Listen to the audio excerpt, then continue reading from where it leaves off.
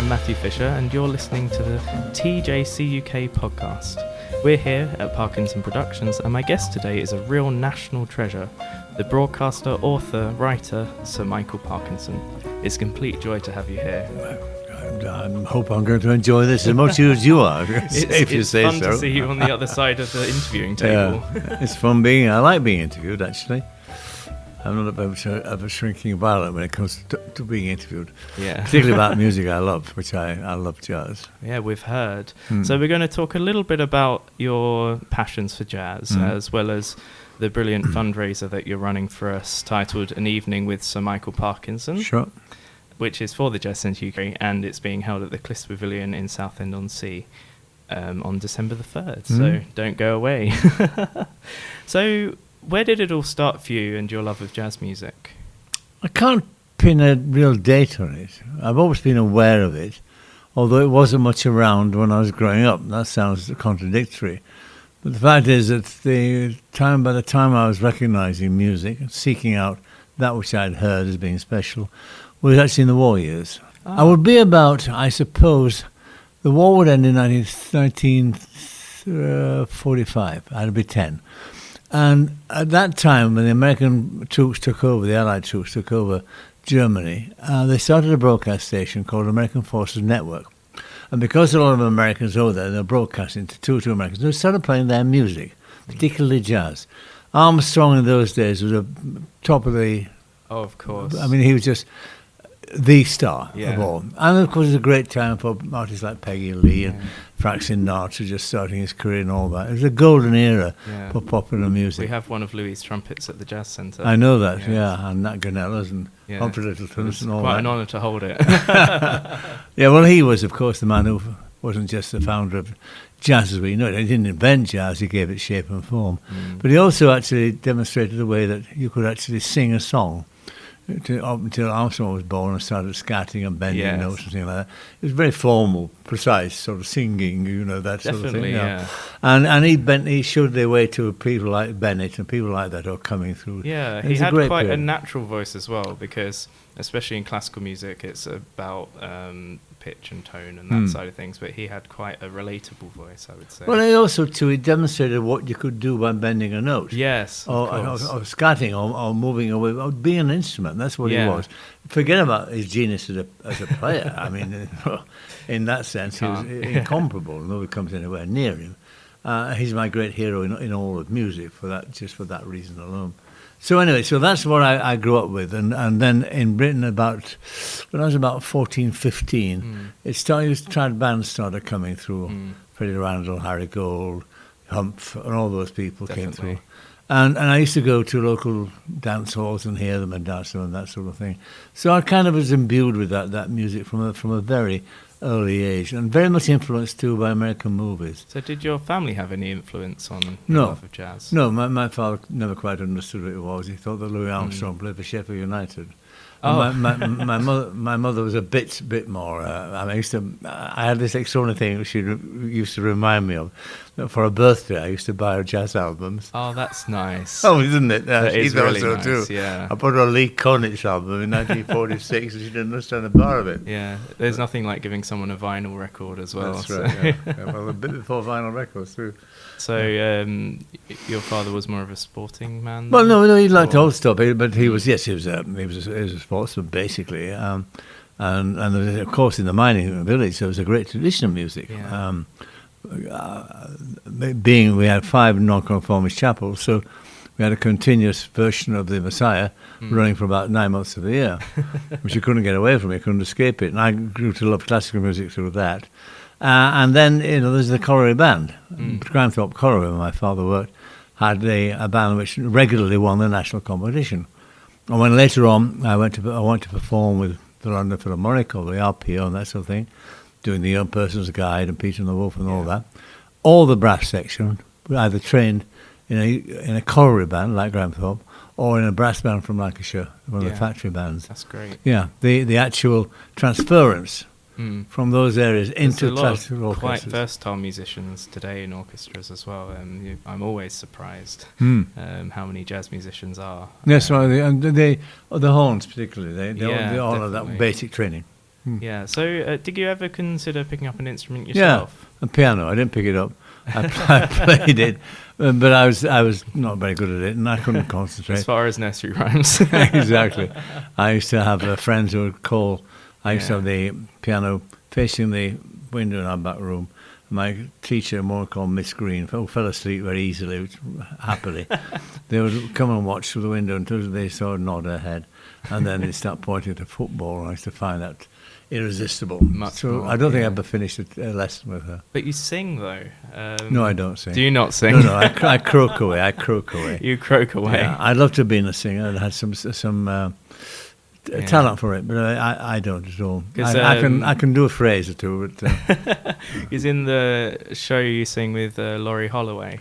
Yeah, we do it. Yeah. But that's a funny sketch. That's a true happening that happened to me with Laurie when Laurie was when rather sort of wasn't Laurie. Laurie plays the part of what's his name?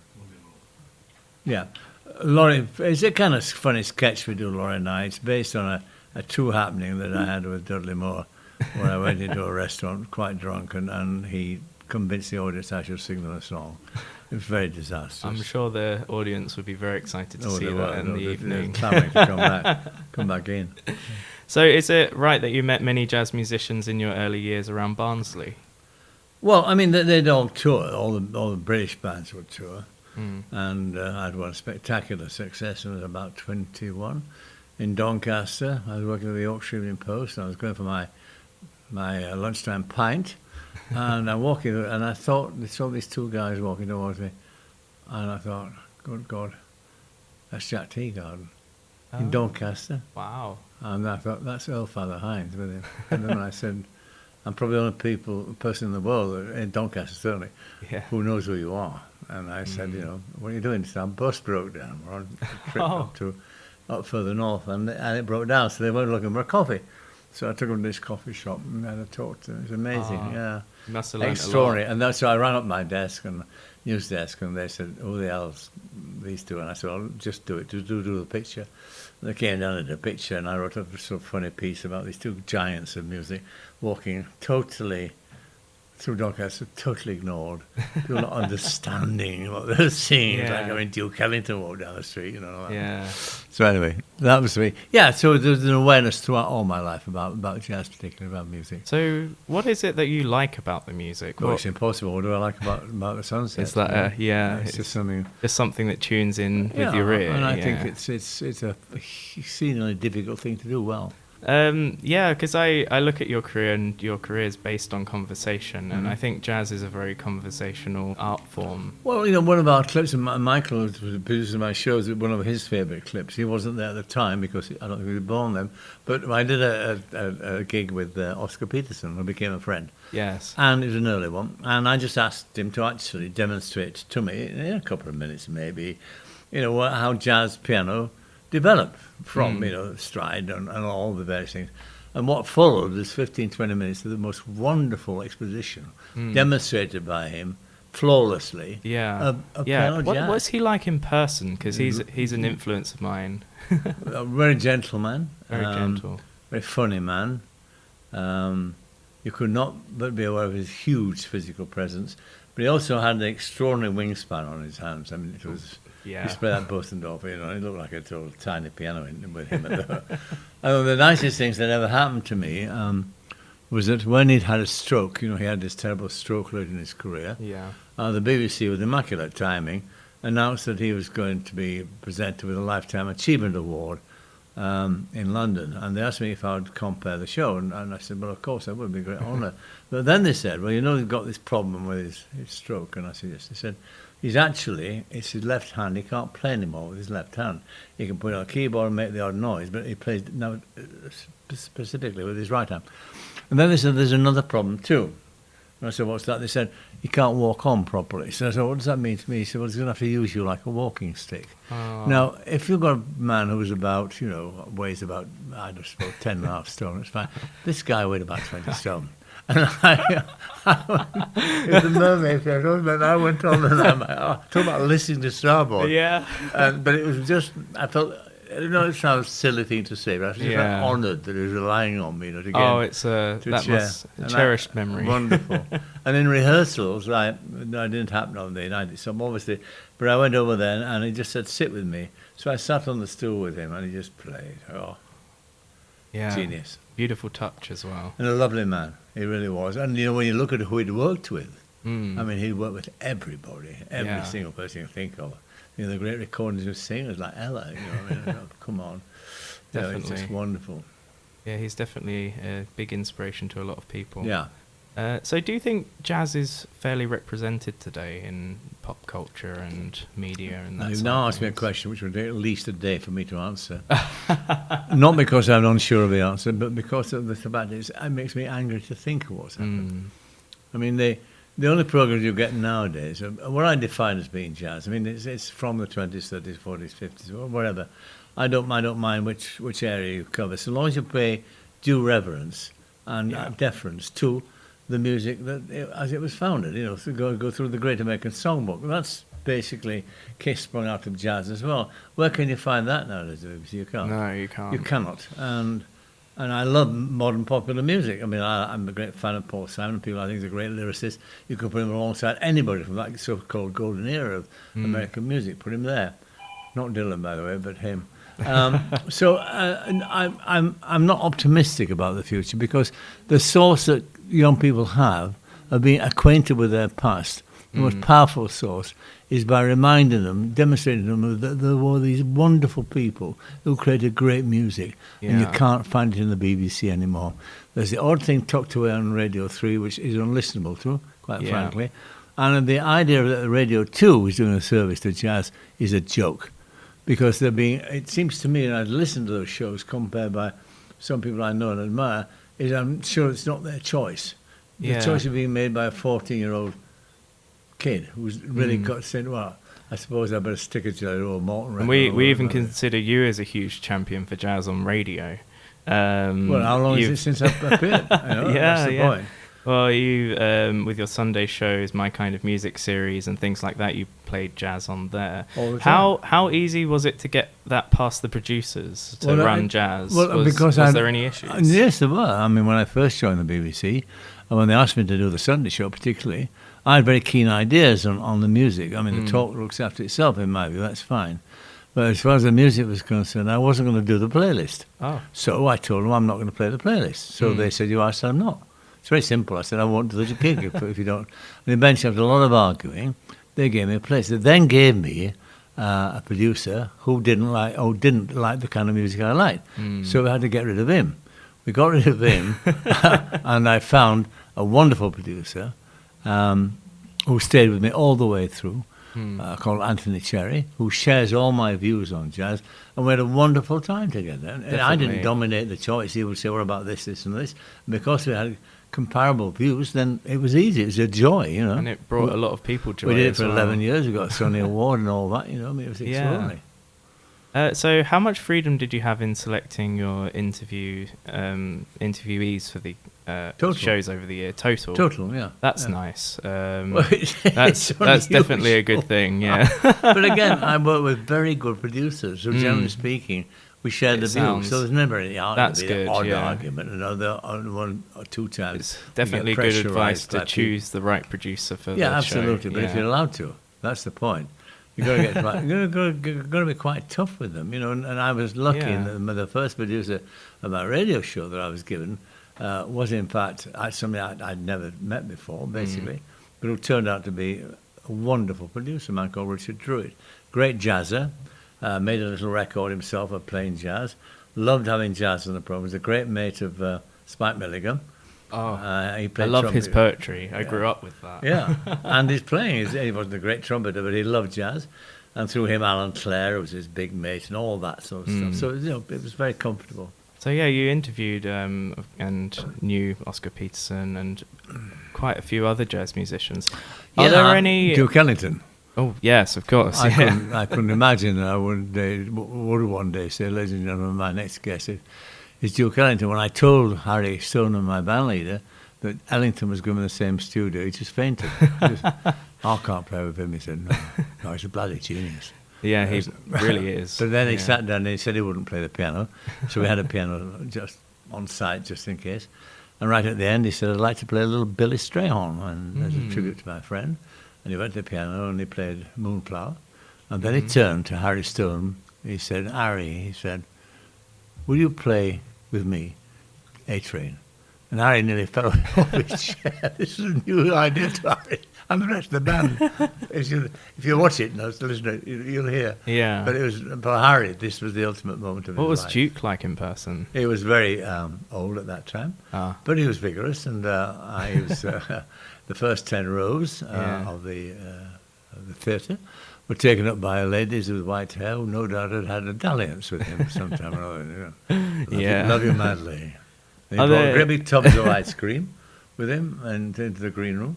And everybody he'd invited up, which seemed to me to be entirely made up of these said ladies, ate gallons of ice cream at the time of their lives. That sounds fantastic. So are there any jazz musicians you would have loved to have interviewed and didn't get the chance?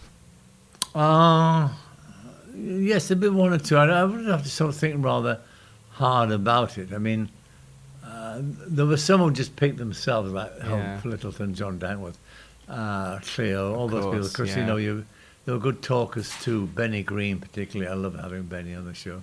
He became a great friend of mine. We didn't miss out too many. Oh, we had the great Buddy Rich on, of course. And that was fantastic because he's a funny man as well as being a great drummer. And, of course, quite malicious. I mean, he loved telling terrible stories about people. Because on your show, My Favourite Things, which I've had the pleasure of listening to, I very much enjoy that one.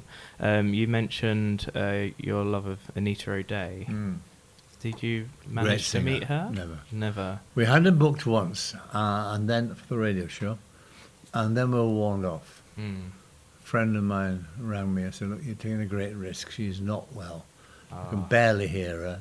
That's sad. And he'd been to a concert. She was trying to make a comeback in England. So we scrapped her. I mean, we had to scrub her because it wouldn't have done her any good at all. I was a great admirer of hers. I loved her singing. And I still think she's maybe the best white jazz singer there's ever been. I absolutely adore her version of I Love You. Yes. Well, I mean, have you heard such a free... she really knows timing very well. God, yes. I mean, she's a total freak. I mean, the way she sings. She really is. Have you ever heard the Billy May record she made? The Billy May and I think I have come across it. Done an incredible tempo. Every song, really quick. I'll give that a good listen. Please do. It's a wonderful album. I definitely will. So what were musicians like to interview? Are they easy? They're very like human beings, varied? Yeah, some are great, and it's amazing the number of people, creative people, actors, whatever it might be, painters, who love jazz. Yeah, who've drawn inspiration from it. I only ask because all musicians have a creative flair. Yes. And is that very different to interviewing a politician or something? Well, I mean, it depends what you're talking to politicians about. Of course. I mean, politicians are fairly guarded and are very skillful at avoiding the question. But you can't generalise about artists either, whether it be painters or sculptors or musicians. You just can't. Some are very good, some just find it difficult to articulate except through their instrument. Yeah. So to bring it back to music, do you think there are artists today that compare to the old masters in your mind? Oh, I think the standard of musicianship among young people is exceedingly high. It's a question of what they're playing. Of course. It's a question of what notes are coming out of their instrument. But there's no doubt there's a talent there. I mean, I was involved for a while with the Royal College of Music. And I used to love going there because out of every room came the sound of somebody who could really play an instrument. And the professor in the brass department there is the best trumpet player in Britain I've ever heard. I'm going to his name is Mike Lovett, and he plays in the John Wilson Big Band. He's a professor of trumpet there at the Royal College of Music, but when he plays jazz, my word, what a player. I mean, he really is something else. And you say, well, that guy happens to be the head of the trumpet department at the Royal College of Music. Oh, good, thank you. But he can play, by God. Yeah, wow. So are there, for anyone starting out listening to jazz, because hopefully it will inspire a few viewers to get their hands on, do you have any starting points that you could recommend people to... Ease yourself into it. Yeah. Ease yourself into it. I mean, If you listen to the Beatles, there's jazz in there. Of course. There is. If you listen to what's the Stones were a blues band. There's influence in everything. I mean, the blues is where it started. People forget that. Nowadays. Because I find a lot of people are scared of it a little bit. Of jazz. Well, it's only because it's they're not grown up with it. They're not understood it. Jazz is, and if you listen nowadays to what is broadcast as jazz on the radio in certain radio area. And certainly in records that get reviewed, say the Sunday Times or whatever, you would come to a conclusion it's a cacophonous mess. Yeah. I mean, even I don't like it. It's horrible. It's tuneless and it's shapeless. Yeah. But if you go back to the classics and hear the bands that play it today and sing it today, it's there. It's within reach. It's fine. Yeah. Before the interview, we was talking about Nora Jones, and she has some real strong jazz influences. But they all have. All the best singers. You've got to understand. Your voice is an instrument in jazz. It really is. It was not meant to jazz. It was not meant to be sung. Beautiful flute-like quality. It's different than that. Well, my final question is: I love interviewing. I love media and all this side of things. Do you have any advice for me? Give it up. No. It's again. You see, it's a wonderful. That's not an option. No, it's not. I'm sorry. I saw the look of disappointment. First shock. I love that answer. That was such a good, blunt, lovely answer. You've got to leave it in. Anyway, no. It's just something that you must want to do. You must. And I came to interviewing the proper way through newspapers. So my life's been talking to people. And the only rules about that are to actually try and put people at their ease. And then... just ask sensible questions. I mean, just actually follow the research that you've done. But what you've also got to try to understand too is never to overwhelm the person that you're interviewing, because that tends to happen an awful lot. Even with people who understand what they're doing, they tend to try to tread on the toes of a person. And don't do that, because you wreck the timing. Yeah, as well as yourself, I'm a big fan of Larry King, because he just lets the guests speak. King was good in his way. Yeah. Who would have been my heroes? David Frost was a very good interviewer, certain areas. There's 4 or 5 that I've really... John Freeman, of course, was a great influence on every interviewer. And the greatest lesson you learned from him was that when you watch back the shows face-to-face that he did, as I did when I was given the job at the BBC, you find out a very interesting thing. He became the most famous face in Britain. You never saw him on screen. It's very interesting. That is very interesting. But only in the sense that what it tells you is it doesn't matter how much you talk, how much you gabble. The fact of the matter is that they're only interested, should only be interested, in the job you do, in the sense of what you get from the person who's sitting opposite you. Of course. So it doesn't matter how lovely you are, or how keen you are, or how beautiful you are, do you clean your teeth? That doesn't matter. What matters is what you get out of the person sitting opposite you. Definitely. You've always got to bear that in mind. And we've heard some wonderful stories today. I want to thank you very much for supporting the Jazz Centre UK so far. Sir Michael has already very generously donated a couple of music collections, and most importantly is holding an event for us called An Evening with Sir Michael Parkinson, as we've mentioned, at the Cliffs Pavilion on December the 3rd. Could you tell us a little more about the event? Sure. It's a show I do with my son Michael, who produces my shows and runs my production company. And I used to do a one-man show with all the clips and all that sort of thing. And then I got not fed up with it. I found that I couldn't remember like I used to. Had an urge for change. Yeah, but it's not that at all. I've never been too nervous. I mean, I played, Sydney Opera House, 3,000 people. I mean, it's a lot of people who walk out. It's strange. You do telly and you go to 10 million people and you don't think about it. You go on a stage and you think, oh, Christ, this is grand. Oh, my God, what's this about? And so I got Michael involved, and Michael produced my shows. He was encyclopedic about the kind of clips we had. And we formed this 2-hour show. What we do is you could look back over the best and funniest and some of the saddest interviews, too, that I ever did. And it's a very, very interesting evening, even though I say it myself, because I never get tired of looking at the clips. There's some wonderful clips there. It's a reminder of the extraordinary number of people and quality of people that we actually did. So maybe we might reconstruct a bit coming down to Southend, because we might include a few more of the classics, the jazz classics. Well, you've got that to look forward to. Yeah. So you can get your ticket now for the show online or by calling Southend Theatre's box office at 01702 351 135. Thank you very much, Sir Michael, for your time. It was a pleasure interviewing you, and thank you for letting me use your office today to record in. Well, hopefully we shall see quite a bit of each other in the coming months and years. That sounds like a great thing. Well done. Thank you very much.